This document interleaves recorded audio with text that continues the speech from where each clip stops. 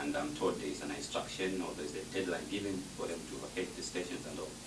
This was necessitated because of the threat that came from one chap from UPND camp by the name of Liswaniso, who made a statement that a particular day they were going to run through the streets of Lusaka and remove the cadres from the markets because the failure by council to pay its staff is as a result of the cadres collecting the levies instead of the council. First of all, that is a lie in the first place, which must be understood as that. Second, PF itself as a party, the founder of that party, Mr. Michael Chifasat, formed the political party by creating serious branches everywhere where he passed, in stations, in the markets. If Mr. Sata was driving along the road, any road, and he found that some people, a good number of youths were on the station, he would stop and say, how many are you here? Who is able to read? Who is able to write? There you tell them, form a branch here. Then you leave. In the market, it was like that. So PF itself was founded on such grounds, where in the market and station, that's why he created branches that saw the party win an election in 2011. Now, what is the story behind that? The story behind that is that there's a lot of confusion in PF itself that is being created by those that are fighting the president. And most of them, they know that they don't have the support on the ground compared to the support that the president has. So what they have to do is to create a scenario using the opposition to send a message that should create a problem within the youths in the party, so that the same people who are sending the message wrongly to the opposition to threaten, like they were threatened, they go back to the youths and say, you see now your party is chasing you from where you are earning a living. They want you to go back and start suffering, so that those youths might think, oh, this is the right guy for us. Now that is a mistake, and that's a problem. Second, I'll tell you something about the same street lane that you're talking about, the same street guys who are in the markets and in the station. When I go to town and I park a car, I do not pay to a cadre. I pay to the council for parking space, and I'm given a receipt. When you go to the stations, the bus drivers pay levies to the council and they get receipts. The same bus drivers are the same cadres that you're talking about. The conductors of those buses are the same cadres that you're talking about. So when you say removing the cadres from the market, you are saying removing the bus drivers, who are the majority supporters of the party, and the conductors. When you go to the streets, those who wash cars, they don't collect levy. The only thing they do is that when you park your car, the council comes to you and charge you, you pay, and they give the receipt. The other guys will tell you, can we wash your car? If your car is clean, you say no. They say, can we look after your car so that nothing is done to it, come and give us something? You say yes. So we've been paying those people like that. But I don't think the decision to remove them from there, based on a lie that was peddled by one is threatening the police, threatening the party, and threatening the government itself, was enough to remove the PF supporters from the streets. Of course, if they are harassing people, that's another thing. But I don't know if you have gone to town, you park the car, and you are harassed.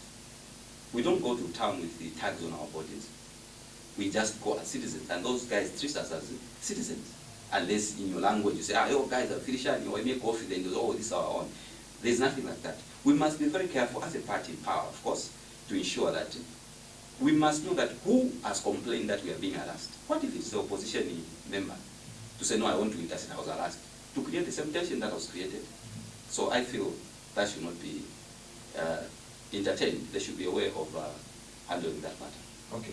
Now, yesterday IB announced that they have closed the Chanda radio, Kasama, following the tribal comment, one of the members. Maybe try to clarify what happened. Well, first of all, I didn't hear the program that was talked about when the Chanda was closed. All I know is that every time a comment is made directed to UPND, they always want to attribute it to a tribe. Okay? When you talk about UPND, in a way, you are talking about a tribe. So I do not think the comment that I need to make in that decision that was made by IB should be premised on what was said on Lutanda, because many times I have heard UPND run a lot of commentary on issues that have to do with the tribe. They like to seek sympathy in everything that they are doing politically. I'll give you an example. When the president came to Kasama, when he was with the Honorable GBM and Kelvin Sampa and many other members on the rally, GBM said, will make Northern Province your stronghold, just like other people have made their areas in stronghold for their political parties. We'll make sure that no political party has influence here except you. This will be your stronghold. That's what he said. From that comment, there was no tribe mentioned. It was a political opposition. In fact, didn't say UPA. He said, we'll make this place a stronghold for PF again, and no any other political party will come and have influence here. What was said in there? It was said GBM uttered the tribal remarks that these other tribes should not go to Kasama. It wasn't the case. The video is there. So UPN made a lot of noise on social media that the man talked about tribe. In my moving with the GBM everywhere we moved, he has never uttered a tribal remark. Okay? This one is was tribe statements. Is as well as any other member of PF can make the thing, but it's because they overblowed it themselves. I'll give you an example. What is tribalism? And how would you know that this person is a tribalist? When you go to GBM's house, I'm just giving him as an example. When you go to GBM's house, the head chef is a Tonga. The more like a family driver or a head driver is a Tonga. The guy who handles the yard is an Easterner. You understand? Those are three tribes. Those are two tribes. There must be one or two members, I think. But they are all these other tribes in his house who work right in the house, who prepare his food. Those who drive, whom he trusts for other programs to be done, they are Tongas. You understand? Go to his fellow leader, from the garden house to the one inside, to his drivers. Everyone is one tribe.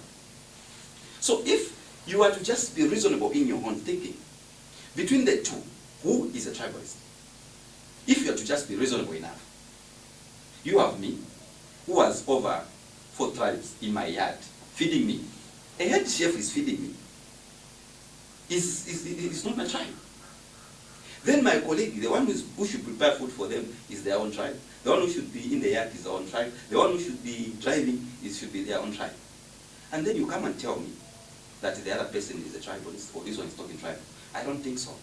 The fact of the matter is, if someone said, UPND will not step in Kasama, we'll chase them, that's a political statement.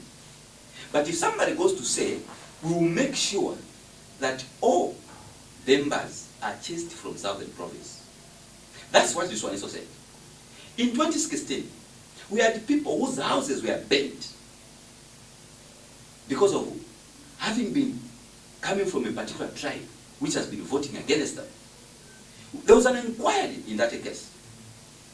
UPND should have been closed, should have been registered. So it was easy for Chanda Radio to be closed because someone uttered a tribal remark. A member of a particular political party uttered a tribal remark. Chanda Radio is closed. A tribe, a number of people's houses touched, killed and chased. Government moved in to move that tribe there to take them somewhere to be safe. The inquiry, we have not heard about it. The party has not been deregistered. This is where you need to be very careful as a people to understand how systematically UPND is becoming a danger to this country. And there are a lot of sympathizers in government for this political party. So certain decisions that have to do with them are made. Certain complaints that come from UPND are taken very seriously. But any complaint from any other grouping is not taken seriously. Why? Because there's a cartel within that wants to create an impression. You understand? I do not think whatever statement that was issued by a person maybe out of excitement was worth closing that radio station. If we are to, what is tribalism? If we have to follow it like that. Yet people were killed, houses touched on ground of on ground of tribalism. Because they were members in Southern Province, they were to be killed and those things touched. So the statement I'm making here, it's very possible that somebody is going to say, I'm being tribal. Yet I'm explaining what happened. So I think for me, the government must be very careful how they're treating this kind of a group. They must be very careful how they're treating UPND. Because if you talk about UPND, to them, it will be, you are talking about the tribe. Why? They designed the political party in that fashion. It's a tribal group. So each time you attack the political party, they don't see it as a political statement. They see it as a tribal attack, not a political attack. Because I need to attack PF. Have you ever seen a situation where somebody attacks PF and then someone says, why are you attacking us members? Have you ever had a statement like that? Because PF is not designed as a tribal party. It's a party that has every other person. Any other grouping. You go and attack UBZ, United Party for whatever that political party is. You're not going to hear that somebody is going to attribute to a tribe. But when you attack UPN, you say, UPN will never come to this area. They will go to social media and say, our tribe is being attacked. I understand why it's like that, okay? Because the minority group, if it's a political party, will always feel suppressed by the majority group. Why? It's because the only, in Bemba we say, Ulanda, amaka ya mulanda ukakata. Okay? So the only way for a small kind of a group to survive is to claim suppression in order to seek sympathy. But that is dangerous. If you're going to play politics of seeking sympathy, you are going to be a danger to your own self, because sympathy does not take anyone anywhere. Okay. Yeah. Now we have the issue of load shedding, and maybe some 2 days ago, the finance minister at the State House, when after the meeting with the IMF and the president, did mention that they have paid $27 million to ESCOM for the importation of electricity, and also that they have made they have paid the debt report to member credits, but you still see prolonged hours of almost 18 hours of load shedding despite that announcement. What's your take on that? Okay, first of all, we are all affected, regardless of our political parties. What I'm wearing here is because that's what was easy to wear. I will not wake up in the night to start ironing because I'm coming to this program, because power came 23 hours and I think it left 05. So when you look at that, it doesn't make sense. But I can tell you one thing, that the economy is affected by load shedding. Most of the people are doing small business that require electricity, like barber shop, car washing, and all that. We are affected. And in as much as we are affected and the economy is somehow affected, we must also give a hand to PF on the shoulder, because they have done quite a lot. Projection of what the future may hold is what the strength of any leader should be. When PF formed government in 2011, Mr. Sata promised the people before that election that he was going to ensure that there is sufficient power, no load shedding whatsoever. And when they formed government, their first task was to try and ensure that they put serious and bigger machines at the Kariba. That's what they did. The idea there was to try and stop load shedding, as he promised. They bought bigger machines. Okay? So from then, they have tried to set up a number of hydro power stations, which are yet to be commissioned. So meaning that they projected that and they want to scale up the capacity of electricity generation. So for me, they have done quite a lot. But what has resulted into this load shedding is quite unfortunate. It's because of the drought, of course, due to climate change. But it's easy for people to take it in a political way. Today, there's a lot of things that are happening in the country, and people are forming political parties because of such arrangements. Because of load shedding, others are forming political parties. One talk about Zambia, there is like this. We are like this. There is corruption. There is alleged allegation of corruption. People are forming political parties. There is corruption. No one is forming a political party based on the service they intend to provide to the country. No one is telling you and me what they will do compared to what is being done now. So those are political jokers. But economically, we are affected because of load shedding. But again, there are other things that have affected the economy apart from load shedding. It's because the PF government embarked on capital projects. Now, when you are undertaking capital project, the money you put in that project does not stay in your country, because the raw materials required for those projects are coming from outside. So it's of course something that needed to be done, but PF now, as we are hearing, they need now to try and look at the local suppliers and all those that are doing things that are going to take the money that they make from government and put it directly into the economy. I'll give you an example of a scenario that we have. It's like this: you and me are given money. You are given 100,000, I'm given 100,000. Then you decide to start up a shop at your house, and you put grocery and start selling. You are renting your house, you are renting your shop, but you put up a grocery.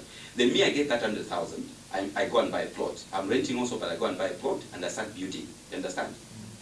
Your kids might think you are wiser than I am, because my kids will be looking for me every morning. I go to the plot to go and build a house, whilst you are going in the shop.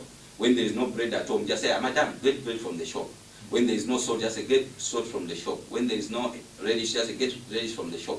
You are trading like that. So your children might think you are a wise father, and I am not. My children might think I'm not wise. But when my house is finished, and I move my kids into that house I've built, and then your business, because Muledia, starts going down, definitely your children will realize that our friend's father was a wise father, because the money I was spending on rent was saved for food. Yet the money you are making from your grocery, you are spending it on the rent on both buildings, your house and your grocery. And then what you are eating is not going back.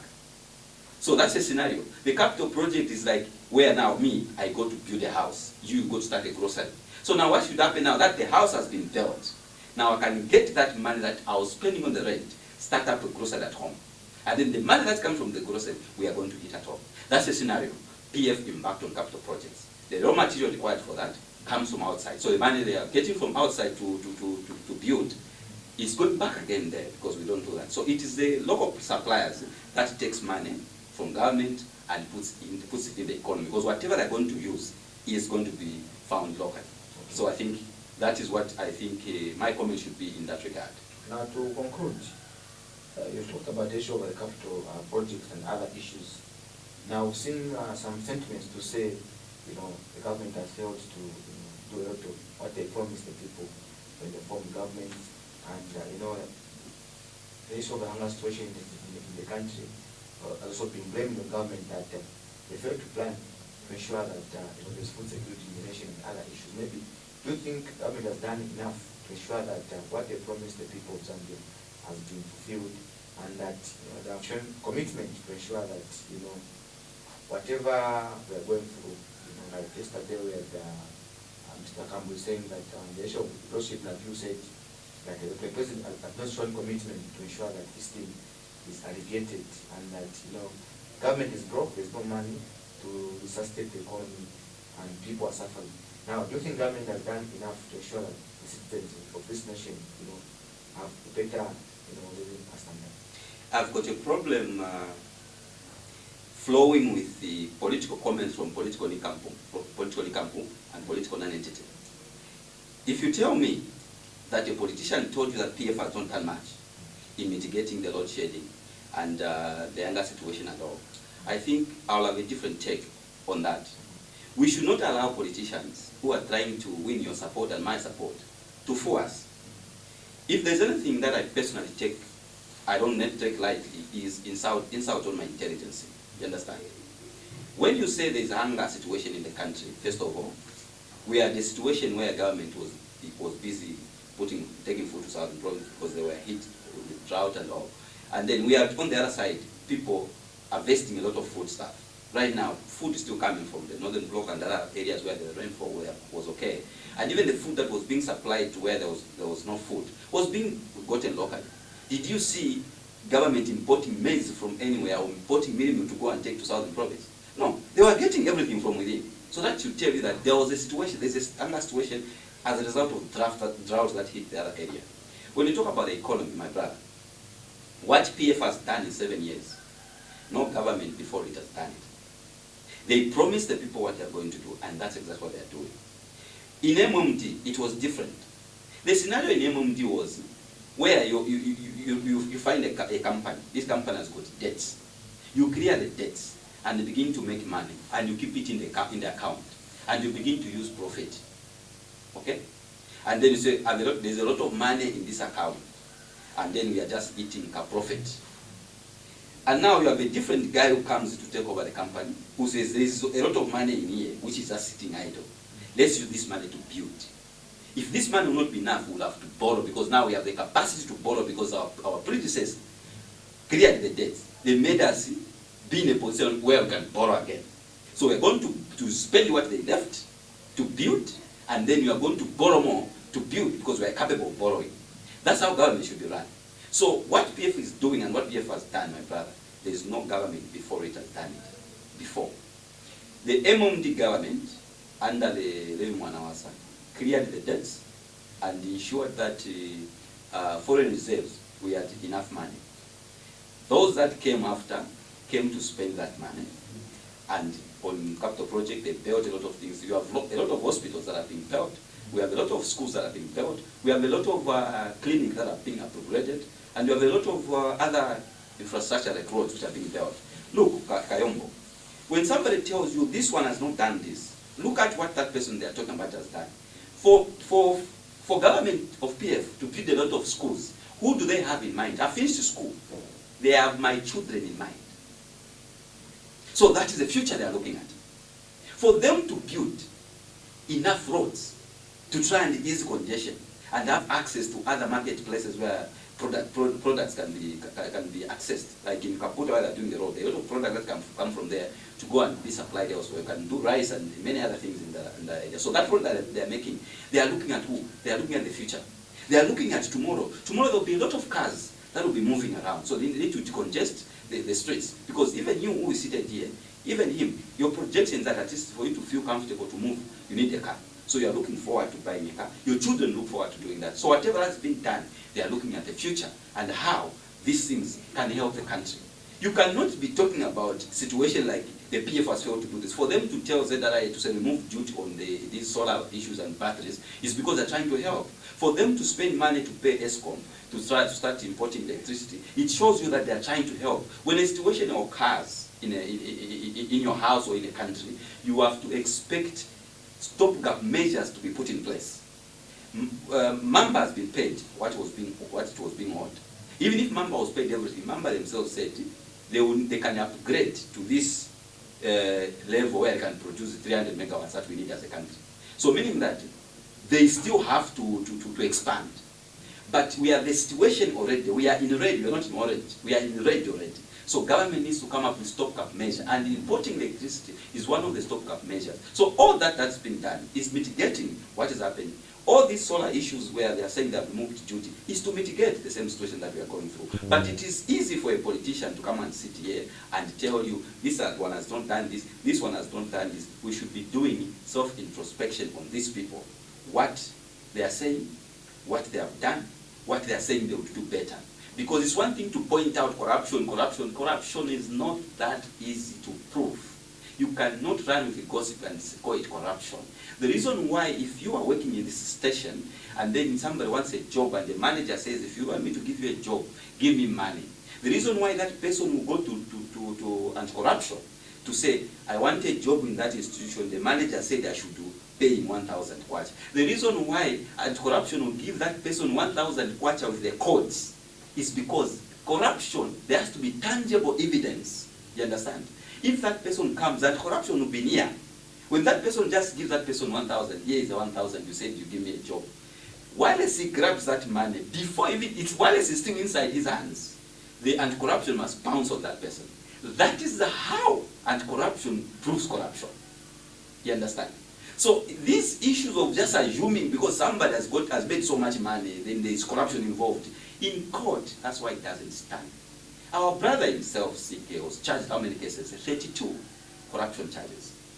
Some of the charges Kamburi was given by the public, whereas the same as the charges Kamburi is giving other people as corruption. But it was clear because there's a standard in which you can prove this is corruption, this is what? Inflating of prices as well. It has got explanation. The civil servants are very clever. They are the ones that are in charge of that. It's not the politicians. One time Santa said, it's not always that you have to advertise a bid. It's not always that you have to get the lowest bidder. Santa clarified all that. And the same precedence is what was used in the 42 fire tenders that were procured. So these issues of corruption, I don't really bask into this primitiveness of just running with gossip and innuendos and say there is corruption here. It's just that people want to have something to talk about so that you and me can think that they are making sense, when even though they are not making any sense at all. A person who understands economy cannot say PF has failed because there are all these challenges. No, PF has tried. PF has projected a lot of things that your future and my future, we are going to be better. Because the government is not supposed to put food in your mouth, no. The government is supposed to create an enabling environment. You understand? The food FRA buys from farmers is not to distribute to each and every household. No. That food is to mitigate in case of hunger situation in the country, to just mitigate. Because A farmer who sells to FRI has reserved some maize for food. Okay, I'll sell 10 bags to FRI so that I can buy fertilizer. I'll keep 5 for food for the whole year. And I'll keep this for school fees when I sell. A farmer has planned. So that farmer does not expect the government to go and give them a bag of mealie meal. They have already settled them that matter. That maize they are buying, the FRI, is for you and me, the urban poor. In case of a situation, the government has to help you and me at least be able to survive as we are looking forward to other things. Okay. So we must be understanding things in that context, and politicians should come here and explain to you in that context so that we are not blaming government for things that they are not supposed to take the blame on. Okay. I think that's enough for today, and I think we might chat more as the days unfold, and I think we'll also invite you again to come and explain a number of issues that are affecting our nation. Thank you for coming. Thank you so much. This morning. Just watching that one now, that on Liberation TV. Just go for a short break. On our side, stay tuned. Watch Liberation TV.